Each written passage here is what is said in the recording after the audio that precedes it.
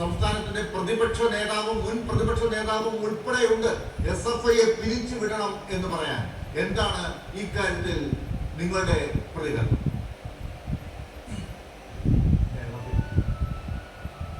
ലഹരി മാഫിയക്കെതിരായിട്ടും അതോടൊപ്പം ഈ കഞ്ചാവടക്കമുള്ള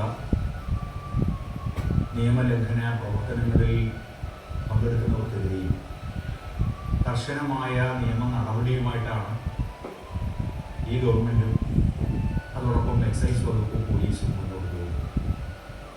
മുഖം നോക്കാതെ നടപടി സ്വീകരിക്കുകയും തെറ്റുകാരെ നിയമത്തിൻ്റെ മുന്നിൽ കൊണ്ടുവന്ന് അവർക്ക് അർഹമായ ശിക്ഷ വാങ്ങിക്കൊടുക്കുകയും ചെയ്യുന്ന നിലപാട് തന്നെയാണ് ഇക്കാര്യത്തിൽ പൊതുവിൽ ഗവൺമെൻറ് സ്വീകരിച്ചിട്ടുള്ളത്.